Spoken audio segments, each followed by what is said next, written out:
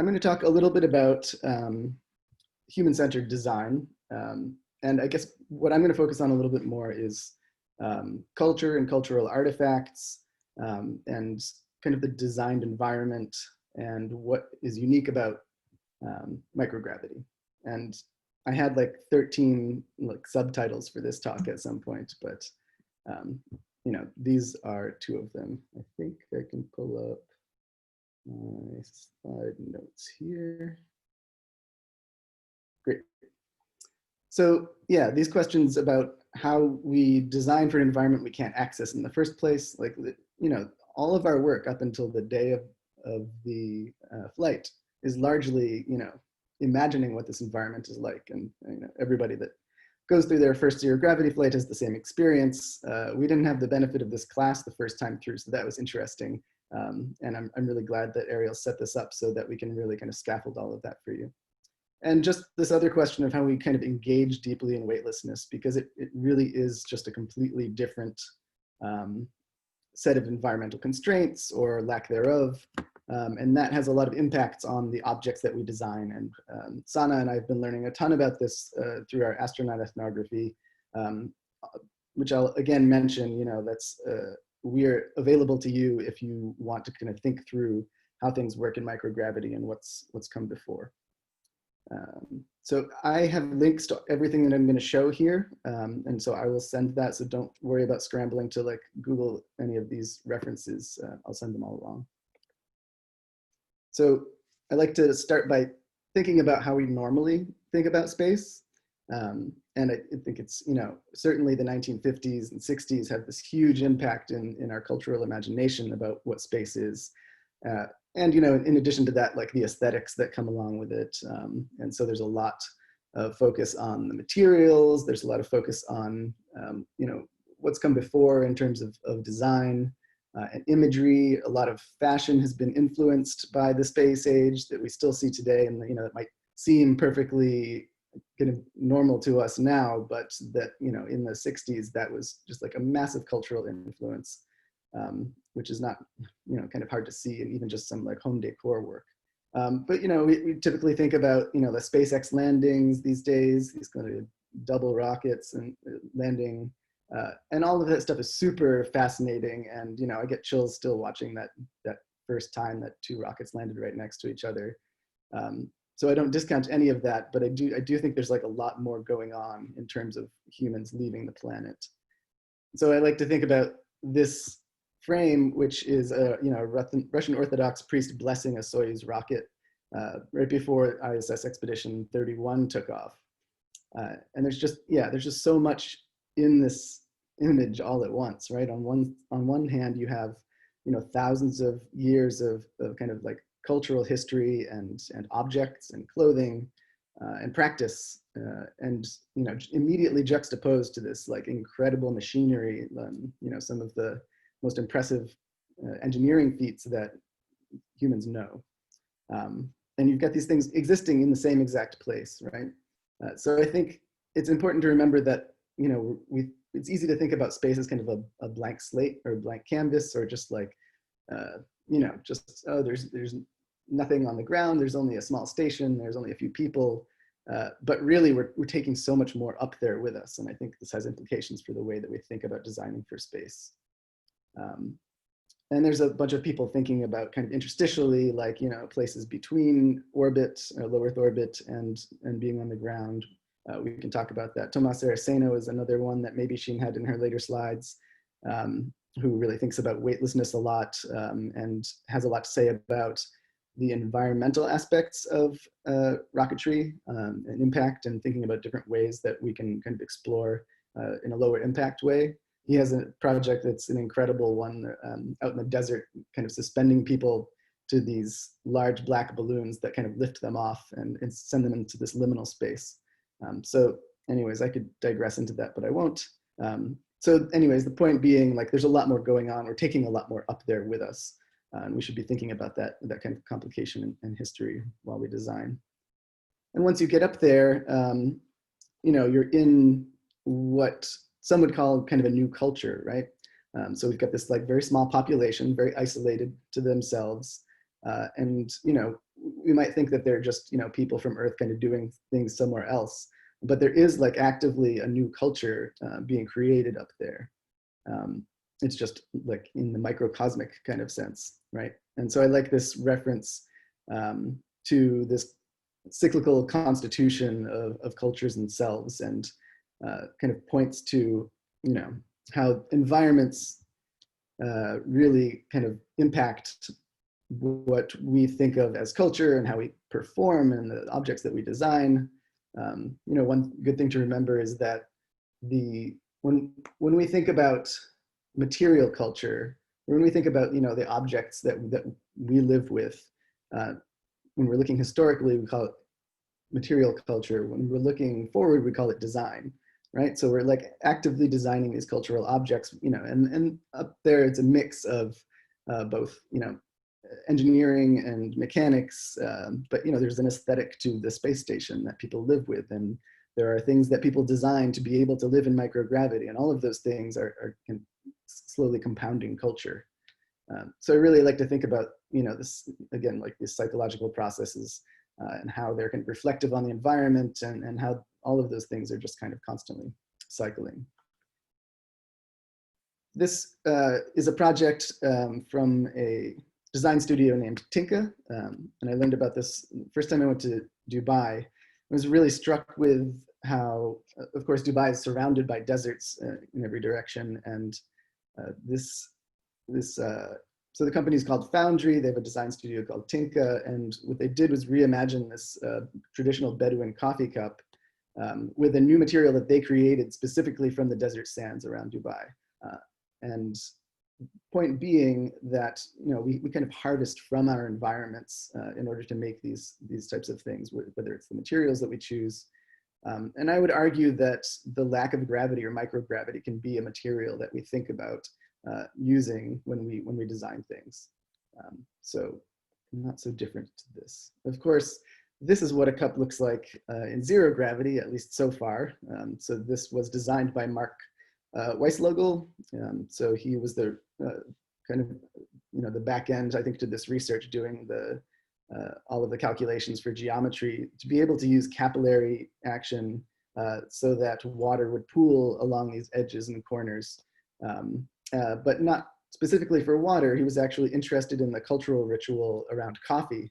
And I think if I mention this thing that we've all experienced, you'll all recognize it. When you smell coffee in the morning, if somebody gets up before you and makes coffee, that's a real significant aspect of coffee drinking. And so the reason this cup was made was because the astronauts were kind of longing for that smell. And when you're drinking out of a bag, that isn't, you lose a large part of that cultural ritual. And all of this is to say that the way that we design our objects actually have implications for the way that we experience our everydays. And some of those might not be terribly obvious. Certainly this, they hadn't planned for this.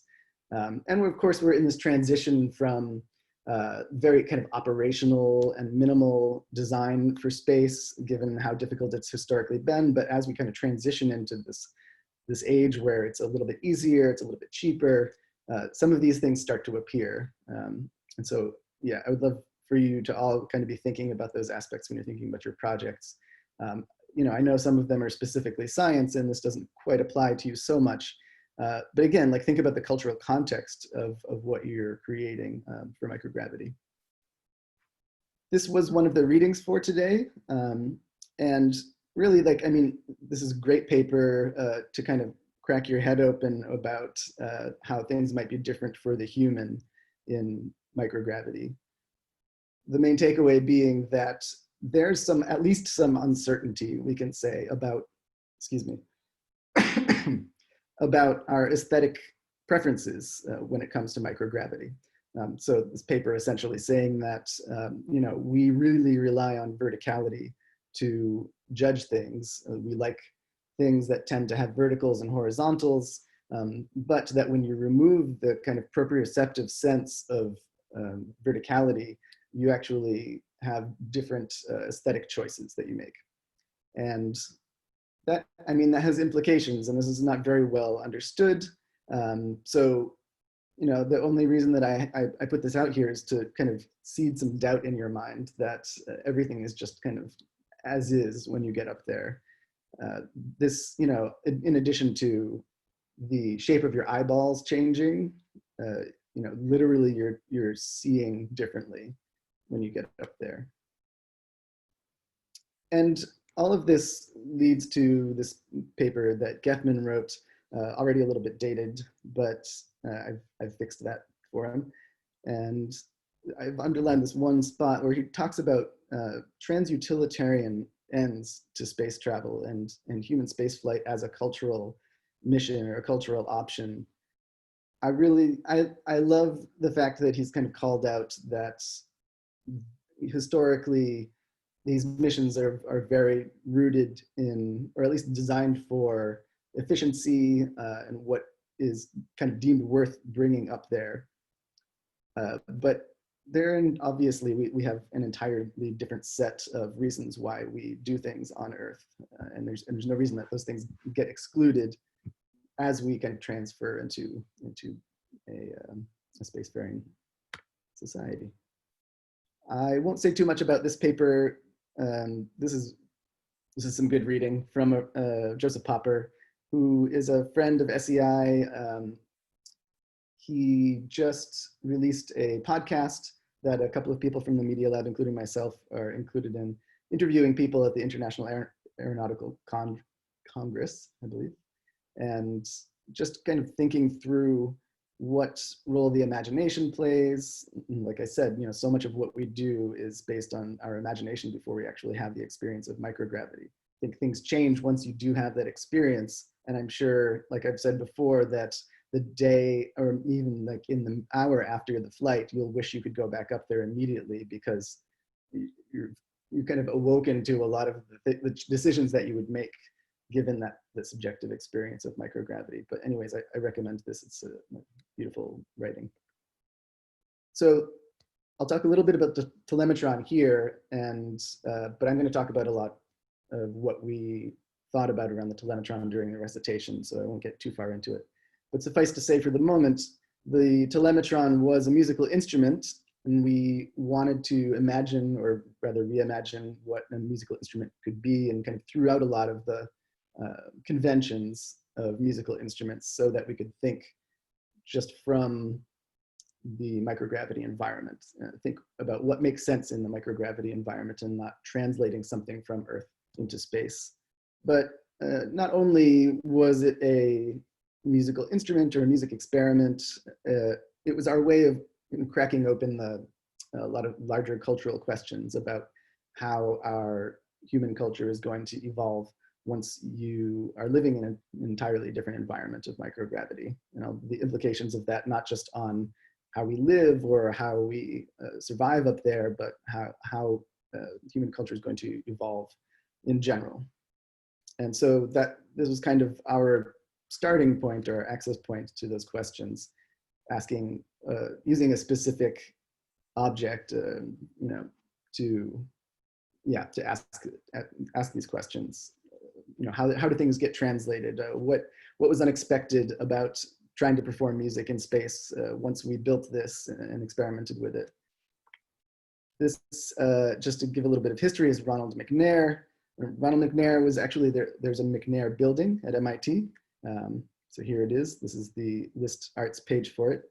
Doesn't mention anything about Ronald McNair, which is unfortunate. And I'm going to try and get in touch with them and have them correct that, because for a whole set of reasons, erasure of Black bodies in culture, et cetera, none of us want to have that as part of our history of space.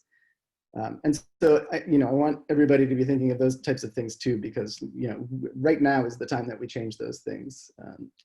And so know who came before you, make sure you're making references to people who have done work before you, especially if they are in an underrepresented community in the space community.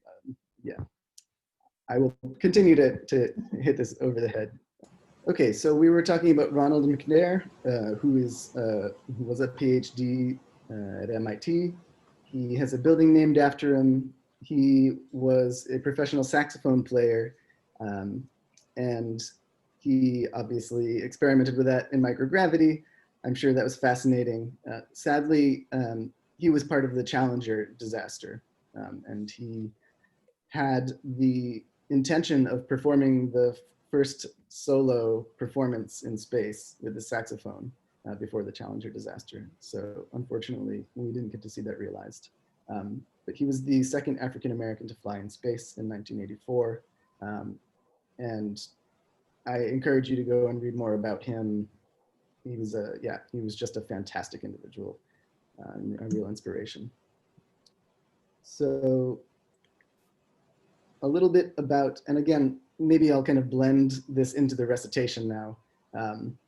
But one of the things that I want you all to be thinking about is how you document your projects. And I want you to be thinking about this not as an afterthought, but as just part of the process, starting today or starting at the beginning of the class. Because at the point at which you finish your project and it's super successful and you're really happy with the results, you're going to want to tell people about it, and people are going to want to hear about it.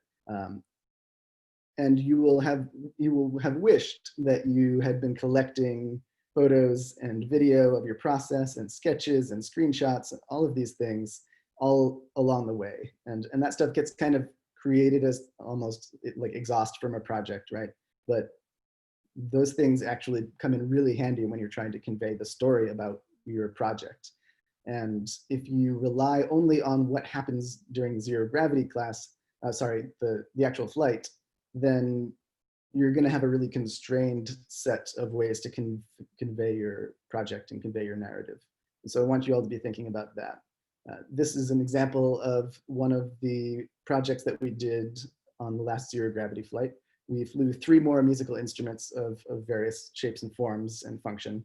And so this is one of them on the side here, called Nucleo.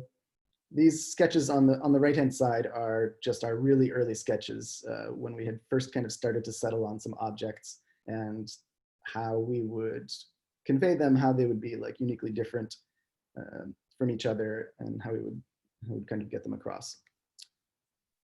So here, yep, this works. This very compressed video, but this is one of those. It's called Satellite, and it is essentially transmitting wirelessly from a number of radios on each of the arms of this instrument. And they have a proximity sensor, so as each one of those legs passes the other, they trigger a signal that sends a note. And so this is almost like if anybody's a musician, this is almost like an arpeggiator in freeform space. And so this is maybe this is the one that I'm the most happy with in that flight. One thing to say here, and just in terms of planning, this video came out pretty good. One, because I had somebody that was already planning on filming it. We thought about the background. If we had tilted the camera just more to the right, there would have been a whole bunch of people in the background. There just would have been a lot of distractions to seeing the actual project. Here is this project. I've probably said enough about it already. But yeah, just be thinking about, excuse me, lots of days on Zoom lately. Be thinking about how you want to set up the frame of your shot. If you're doing video, or if it's static, then think of what direction in the plane that you'll be facing. Eventually we'll give you the layout of the plane, so you'll know where you are. Unfortunately, I think that because of zero G Corp, that happens a bit later in the process. But we will try and get that to you as soon as we can have it in our hands, and then you can start thinking about these choices. But as you're designing your project, it's good to have these things in the back of your mind. Okay, this is just another one of them that's a bit more octopus-like. And again, like this shot, there's a ton of people in the background. I kind of love it. You see Sheen upside down in the background as it goes. And again, this is, I think I told you this before, but we were kind of on the side of the plane, and it was 2 of us and 3 experiments and a bit of a low ceiling. So we'll work with all of you to figure out what your needs are for these and try and get you the headspace that you need. So I'll just go quickly through a couple of other references that aren't directly related to the zero gravity flight, but are related to culture and design in space. And then we can jump into the slides about recitation. So I was thinking not only about microgravity, but this is just kind of related work that I do. I was running a workshop related to the fact that when you are communicating with Mars, and this is obviously kind of a speculative workshop, that when Mars and Earth are at their furthest away, it takes 20 minutes to send a message, and obviously 20 minutes to do a round trip there.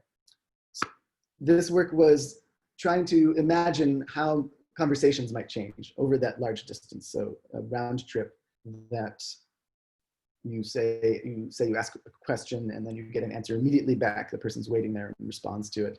That's a 40-minute delay just for one exchange. And of course, this is just one of those things about life in space that is going to dramatically change how our culture plays out and how we even think about the form of conversations. There's a lot of work. This is a Subsea project. We're affiliated a bit with this, or at least it's kind of friends of SEI. This is work that's being done under the ocean, and it's exploration work, and it's also space work, almost speculative science, if you will. So one of the things that they do, because they're interested in the exploration of ocean planets, and we know we're going to have to do this type of work in the future, usually with probably robotic means first, but they artificially degrade the communications. So there are two ways to do that. You can slow down the transmission speed. So you're introducing an artificial delay, and that impacts your ability to make decisions on the fly. The other way is that they'll degrade the quality of the signal, so it'll be distorted. There's potential to mishear people. All of this is to try and get ahead of the planning of those missions and figure out exactly what the problems are and how we can mitigate them. So this, there's plenty of ways to visualize this stuff. These are thinking about remote teams and data visualization. Some more scanning work that NASA does. They do some great VR work. I'm just going to skip through this stuff, but this is a way to kind of, have remote telepresence for offices and still kind of plan things on Mars. Some of our other work thinks again about Mars time and Earth time, and as you can see, Mars time is about 40 minutes ahead of Earth time, or rather a day takes 40 minutes longer. And so there's this constant drift off from Earth time. There was a family of one of the people that were in charge of this mission who decided to live on Mars time, which means they shifted, slowly into like 4 a.m. So there's a picture that I couldn't find for this presentation of them at IHOP at 4 o'clock in the morning, all, a little bit bleary-eyed, but really kind of enjoying this slow shift. There's some great stories around that. This is all of the relations to Mars from Earth over time. I'm going to skip through this. Somebody came up in my workshop with interplanetary data plans, and of course that's going to happen in a very mundane future, right? We're going to have to pay to communicate with Mars. And latency seasons, this idea that sometimes Earth is closer to Mars and sometimes Earth is further away. This was my very first attempt at a prototype of some sneakers that I've been designing for zero gravity, because astronauts complain about pain on the tops of their feet. We've evolved padding on the bottoms when gravity is pressing us down, but we haven't evolved any padding on the tops because it hasn't been necessary. But this is just another thing where we kind of need to retrofit the human body to live in microgravity. And so I literally just bought some shoes at Goodwill and put them in a chop saw just to start playing around with the idea of what would this be like. And I think I have a slide further at the end of my recitation that maybe a little bit too harshly says, if you think that you know what your project is going to look like or your experiment is going to look like right now, you're doing it wrong, because there are a whole bunch of considerations that you should be taking into account along the way.